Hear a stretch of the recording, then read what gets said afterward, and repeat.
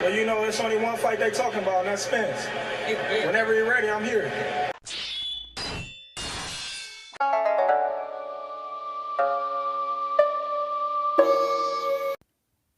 What's going on, you guys? So, as we all know, Terence Crawford got a fight coming up this weekend against the Mean Machine. It's not a fight we necessarily wanted, but it's a fight that has to happen. It's a mandatory.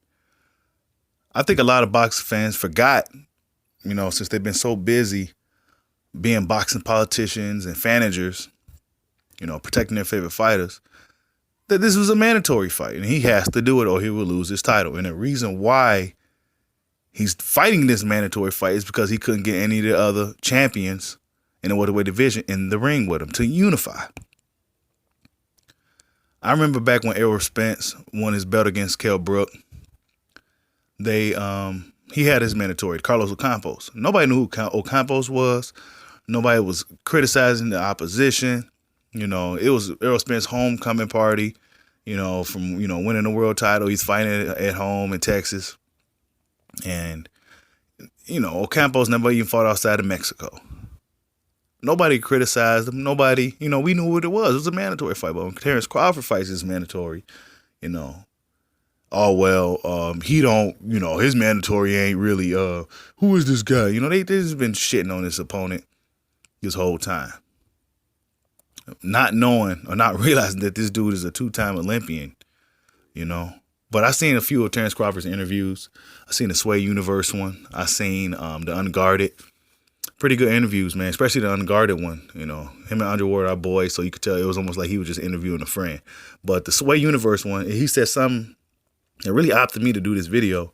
When Sway asked him, do you feel you gotta get out of character to make something happen? He's been getting asked that question a lot lately, you could tell. And he pretty much said, no, I don't feel like I gotta, fake the funk and, why do I gotta do this and that? We already know how Bud is in regards to that.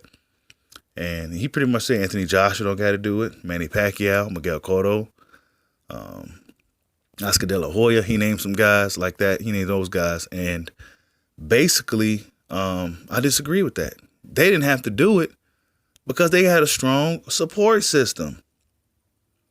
Anthony Joshua is a British guy. The UK supports him. Most of all of Europe.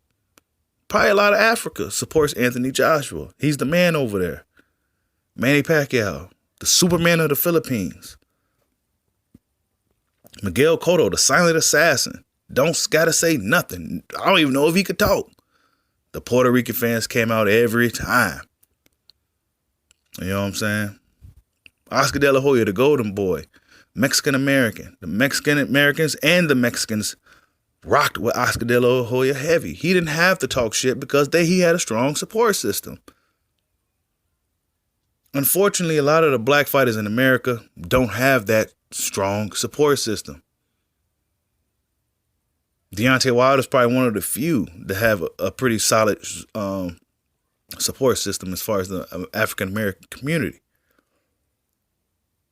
So I don't really agree with that one. Bud Crawford, he's in the same predicament that Pretty Boy Floyd was in. Floyd Mayweather had to change it up. He was too good for his own good. Guys wasn't trying to fight him. They was looking for excuses not to fight him. And he had to switch it up. He had to talk his shit. He had to put his Clubber Lang hat on. You know what I'm saying? That's what he had to do. That's what Bud's likely going to have to do. The whole reserved, quiet guy stuff, and it's not going to work, bro. It's not going to work. And Andre Ward, Unguarded, they talked about the Errol Spence. And, he said the thing that really pisses him off the most is not the fact that Spence keep changing the goalposts. It's the fact that the whole PBC as a whole don't want to recognize him. He said that they being coached not to really mention his name and not to talk about him, which is pretty much abundantly clear that that's what's going on. They literally not recognizing the whole sanction body belt because of this dude. You know what I'm saying? Come on, people. And the funny thing is, a lot of these guys with these bigger YouTube channels, they used to bash AJ. And I was one of the guys that bashed AJ because I don't condone the cowardly behavior when you're a fighter or a champion. You know, you're supposed to be held at a certain standard, and I hold these guys to that standard. But the same shit Anthony Joshua was doing with Eddie Hearn and Matchroom, and they was trying to avoid Wilder and, you know, changing the goalposts and putting up hurdles and throwing Dillian White. This is the same thing that the PBC guys with Errol Spence is doing. So you guys are essentially the same people. Sean Porter is the Dillian White. Now you guys trying to sick Sean Porter on him. Even though they boys, y'all trying to sick him on him. Oh, well, fight Sean Porter. You know, it's the same thing as the AJ fans sicking Dillian White on Deontay Wilder. The only difference is we don't see or hear anything from Al Haymon. Eddie Hearn's out on the front lines. So when something bad happens, he's there to take the full brunt of the fucking impact. You know, he's there to take the full impact when shit goes wrong. That's the difference there. You know, despite how we feel about Eddie Hearn and Anthony Joshua and their cowardly behavior, they are out here in the front lines, and they really never use any network excuses. You know, oh, he on the wrong side of the street. What the fuck does that even mean, bro? What does that even mean? Wrong side of what street? Terence Crawford is regarded as one of the best boxers in the world, pound for pound. He is also regarded as one of the best fighters in the world, pound for pound. You see that every time you see his name. None of you guys want to go up there and try to conquer that, be the guy that beat Terence Crawford. Nobody wants to do that, huh? And the PBC guys, it's always been this narrative with them that they're their own bosses, right? So if you're your own bosses, if you really, you know, then of course they got to call Al and all this shit, because so with Al. But when you're your own boss, if you want something to happen, you make it happen, right? Deontay Wilder and Tyson Fury are fighting for the second time. Deontay Wilder is a PBC Fox guy.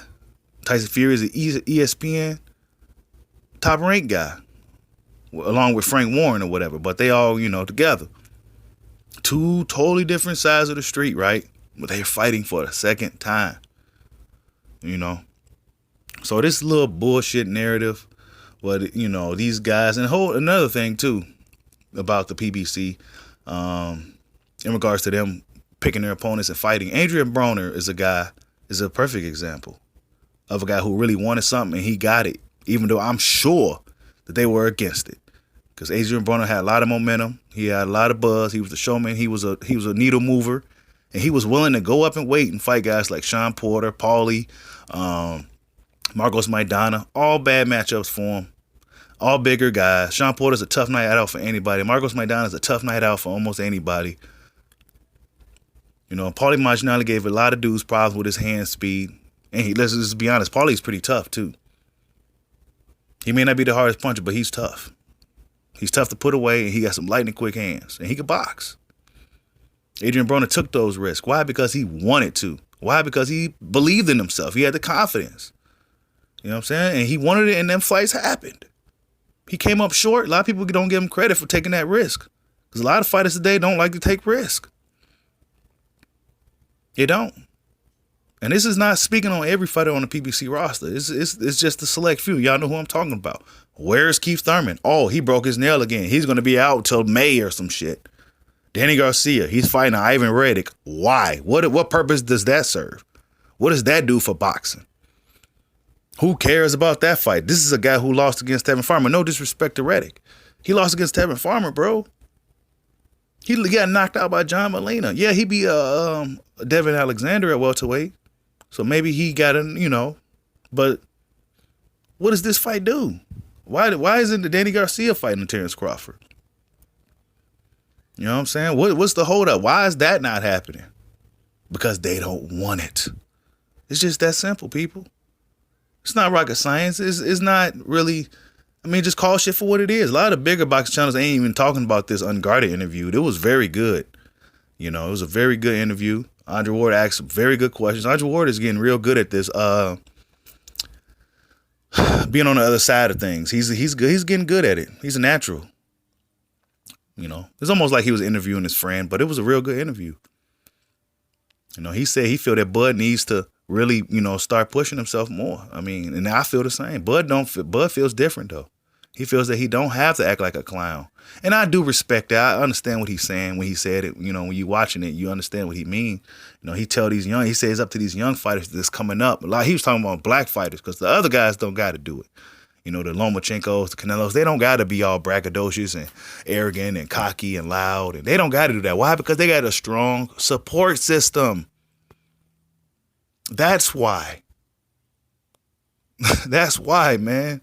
The Mexicans going to support Canelo regardless, man. Even though there's a lot of Mexicans that don't like Canelo, they're going to support him regardless.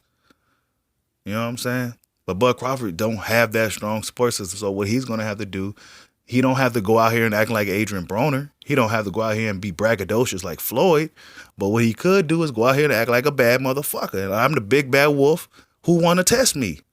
That's what he needs to come out and do. So this weekend, when he's in that ring and he has the floor and they ask him what's next, because you know everybody wants to hear certain things from Bud.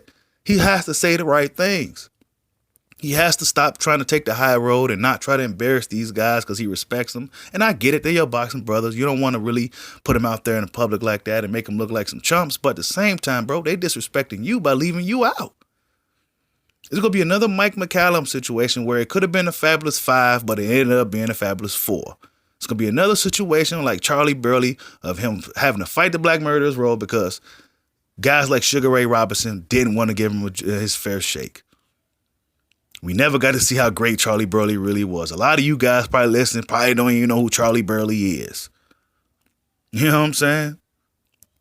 And if we want to take the network thing back further, and correct me if I'm wrong, people, please do. Correct me if I'm wrong. But if I'm not mistaken, Mike Tyson was a Showtime fighter and Lennox Lewis was a HBO fighter. That was a big fight back then. Despite Mike Tyson may not have been it was still a big fight back then. I remember. I was probably like in 6th grade. I remember everybody was talking about it. Even the kids in my school, we was talking about it. Huge fight. Even the kids was talking about it. They fought. So what's really stopping guys from the PBC roster from coming over and testing Terence Crawford's gangster? Like, subscribe, holla at your boy. Peace out.